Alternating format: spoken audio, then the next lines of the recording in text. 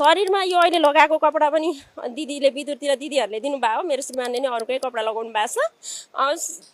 केही पनि भनौँ न, केही छैन कि। अब 10-12 तोला सुन थियो, चाँदी थियो, अरे त्यहाँ अब कति सङ्घर्ष, कति दुःखले, कति सङ्घर्षले सिजेर हामीले जोडेको, आजसम्म 45 वर्षसम्म गरेको दुःख त्यहाँ ध्वस्त नष्टै भयो के, केही नै लिन पाइएन।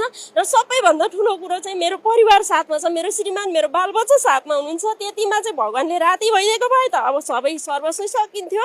तर दिउँसो हुनाले गर्दाखेरि भगवान्ले त्यति बचाउने साहस दिनुभयो, बाँच्यो, त्यो नै ठुलो भयो। र प्रकृति बौलाइसकेपछि धनी गरिब होइन, धर्मात्मा पापी केही भन्ने रहेनछ भन्ने कुरा आजभन्दा 25 वर्ष अगाडि ढुङ्गेमा भूकम्प गयो 72 सालको। त्यो बेलामा एउटा म्यामले भन्नुभएको थियो, यो त्यो बेला पनि भोग्यो र अहिले पनि भोग्यो, दुईटा भोग्यो के जीवनमा जन्मेर।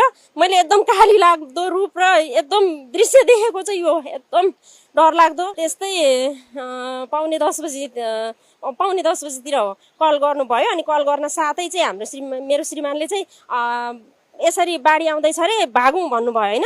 अनि लन त ल भागौँ भने अब केही टिप्न सक्ने अवस्था त छैन, आइसक्यो भनेर अत्याएर एकदम आत्तिएर फोन गर्नु भएपछि चाहिँ ल ठिक छ भनेर हामी बाहिर निस्क्यौँ। बाहिर निस्केपछि मैले मेरो सासूआमालाई, मेरो छोरीलाई मैले स्कुटर चलाएर पछाडि राखेँ होइन। अनि त्यसपछि मेरो श्रीमानले चाहिँ मेरो देवर बाबु र मेरो देवर बाबुको छोरीलाई अगाडि हुनुहुन्थ्यो, उहाँ एकदम स्पिड 100कै स्पिडमा हामी त्यहाँ पुग्यौँ होइन। त्यतिकै स्पिडमा आइरहेछ पछाडिबाट आयो। आइसकेपछि ठ्याक्कै हामीले स्कुटर बाइक थपक्क राखेर यस्तै भरेङ छ यतापट्टि साइडमा आइदिएको भए